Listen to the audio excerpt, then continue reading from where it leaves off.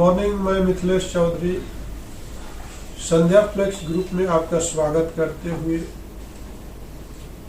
अपने एक और प्रोडक्ट के बारे में आपको बताऊंगा, जिसको सैंड ब्लास्ट रबर हुज बोलते हैं। सैंड ब्लास्ट रबर हुज जो है एज पर IS 5894/2005 में इसको रिवाइज किया गया और इसका प्रॉपर्टी भी आपको बताया गया। इसमें हाई एब्रेशन जो लाइनिंग होता है हाई एब्रेशन का होता है और इसका जो लाइनिंग थिकनेस जो होती है मिनिमम 4 mm से 5.5 mm तक रहना चाहिए। हम जब कवर की बात करते हैं तो 1 mm से 1.5 mm होना चाहिए। और जो इसके अंदर जो रेनफोर्समेंट दिया जाता है, रेनफोर्समेंट जो है डिपेंड करता है उसके ब्रस्टिंग प्रेशर के ऊपर, जैसे कि 12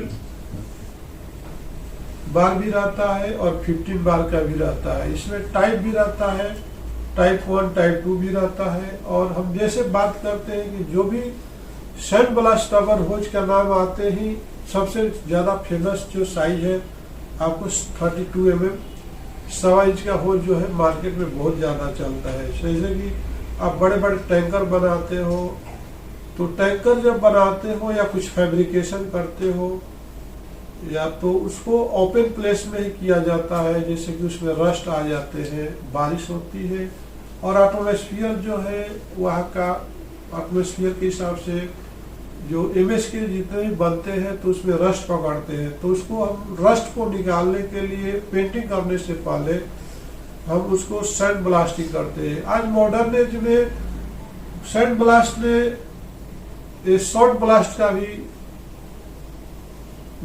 जगह ले लिया है। जैसे कि शॉर्ट ब्लास्ट जो होता है आपका एक चेम्बर होता है, उसके अंदर सैंड के जगह पे बारीक जो है डायमंड का लोहे की बारूद होता है और उसको अंदर में रख करके हम इजी कर सकते हैं छोटा छोटा पार्ट को। लेकिन जब जैसे ही बड़े आइटम की बात आती है तो वहां पर आपको सैंड ब्लास्ट ही करना पड़ता है। तो ये जो होज होता है इसके नीचे अब दोनों साइड में निप्पल लगे हो, एक आउटलेट में निप्पल लगा हुआ आता है जो जिस तरह भी बहुत स्पीड से जाता है। अगर उस स्पीड से किसी इंसान के सामने रख दिया तो बुलेट की तरह उसके शरीर को होल कर सकता है। तो इसका जो एयर और सैंड को एयर दोनों को ऐसा खींच करके उसको बाहर स्प्रे करता है सैंड को, ताकि हम इस तरह से स्प्रे करते हैं कि जितने भी पार्टिकल रहते हैं वो निकल जाते हैं, रस्ट पार्टिकल, और इमीडिएटली निकलने के बाद उसमें थोड़े थोड़े ग्रिप आ जाते हैं। जैसे कि हमारा ही एक प्रोडक्ट है जैसे संध्या फ्लेक्स ग्रुप का इलास्टोमेरिक ब्रिज बेयरिंग, तो उसमें भी आपको जैसे ही आप MS प्लेट लेते हो, जैसे कि आपको 3 mm 4 mm 5 mm 6 mm, तो उसको सीयरिंग मशीन पर एज पर डायमेंशन के हिसाब से कटिंग कराने के बाद सीयरिंग कराने के बाद फिर इसको हम लोग क्या करते हैं, सैंड ब्लास्ट करते हैं। अगर सैंड ब्लास्ट नहीं करते हो तो उसमें जो केमिकल आप यूज करते हो एडेसिव लाइक दिस 2.5 और आफ्टर ड्राई 220, तो उसमें 2 कंपनियां की है, लॉर्ड इंडिया की आती है, एक पॉलीलॉक P और पॉलीलॉक G के नाम से आता है। Lord India is best company for dry bonding chemical for metal to rubber bonding stage. तो लॉर्ड इंडिया ये अमेरिकन कंपनी है और आज इंडिया में भी उसका काफी मार्केट है और यहाँ भी अडॉप्ट कर चुका है इंडिया भी। तो जैसे ही आपने देखा कि जब तक हम सैंड ब्लास्टिंग नहीं करते हैं तब तक उसमें बॉन्डिंग नहीं आती है, ग्रिप नहीं आती है।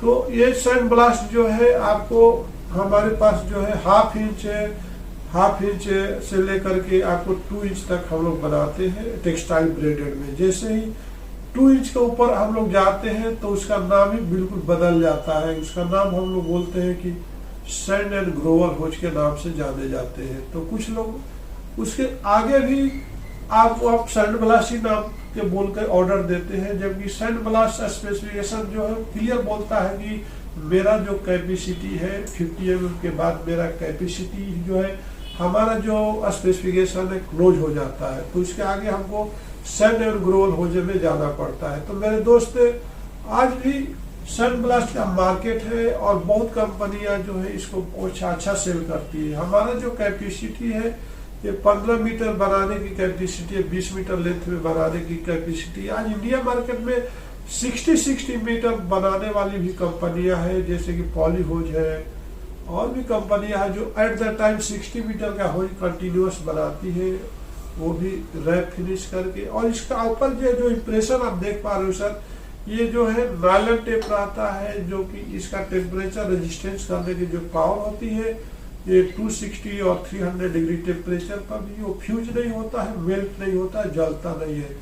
जैसे कि आपने लाइनिंग पर मैंडल के ऊपर लाइनिंग आप अप्लाई करते हो, फर्स्ट तो आपको ट्यूब निकालना होता है, ट्यूब निकालने के बाद उसको मैंडल के ऊपर कवर करते हो, कवर करने के बाद या दो प्रोसेस से बनता है, या तो पहले मेटल के ऊपर मैंडल को बनाते हो तो पहले लाइन ट्यूब निकालते हो, अगर नहीं निकालते हो तो अगर मैंडल पे बनाते हो, चाहे रबर का मैंडल हो या कोई भी मैंडल हो, तो पहले क्या आपको एक तरफ से मैंडल पास करना होता है, दूसरे तरफ से इसके ऊपर ट्यूब जाता है। जैसे ट्यूब का प्रोसेस कंप्लीट होता है फिर वो टेक्सटाइल ब्रेडेड में जाता है, और उसमें वर्टिकल भी रहता है ब्रेडिंग और हॉरिजॉन्टल भी ब्रेडिंग होता है। तो कई जगह पर वर्टिकल होता है, कई जगह हॉरिजॉन्टल होता है, फिर इसको ब्रेडिंग हो जाता है। ब्रेडिंग होने के बाद फिर इसको नेक्स्ट प्रोसेस में हम लोग क्या करते हैं, उसको कवर लगाते हैं। जैसे कवर का प्रोसेस कंप्लीट होता है, कवर के बाद हम लोग इसको रैपिंग बोलते हैं, इसको रैप किया जाता है नायलॉन टेप से, ताकि रबर जैसे ही गर्म होता है तो फ्यूज होता है, फ्यूज होने के बाद आपस में अगर हम नायलॉन टेप नहीं रखेंगे तो पूरा आपस में एक ही शेप ले लेगा फ्यूज होकर के। तो नायलॉन टेप जो है अंदर जो मैंडल रहता है इनर डाया मेंटेन करता है, और नायलॉन टेप जो है आउटर डाया को मेंटेन करके पकड़ के रखता है। इसके बाद जैसे वल्कनाइजिंग में 150 डिग्री टेम्परेचर पर 1.5 आवर्स रखते हैं, इसके बाद जस्ट उसको रूम टेम्परेचर के लिए 2 घंटा छोड़ते हैं। जैसे रूम टेम्परेचर पर वल्कनाइजर आता है तो बाहर निकालते हैं, और फिर इसको हम लोग डिमैंडलिंग के लिए भेजते हैं, और मैंडल को इससे बाहर निकाल देते हैं, नायलॉन टेप को भी बाहर निकाल देते हैं, तो ये आपका शेप आ जाता है। तो आपने देखा कि सैंड ब्लास्टिंग में कितना मेहनत करना पड़ता है, और संध्या एंटरप्राइजेज इस मेहनत को भी करके भी अगर आपका जो अगर रिक्वायरमेंट फीडबैक हम दे पाते हैं और आपका रिक्वायरमेंट को फुलफिल कर पाते हैं तो हम बहुत खुश होते हैं।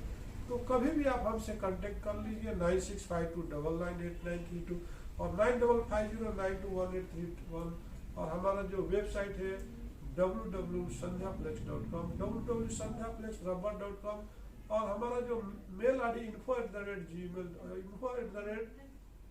info@sandhyaplex.com और sandhyaflexrubber@gmail.com और sandhyaflex2020@gmail.com। इसी के साथ मैं आपसे विदा लेता हूं, और बने रहिएगा अगले वाला वीडियो पे और देखते रहिए, एंजॉय।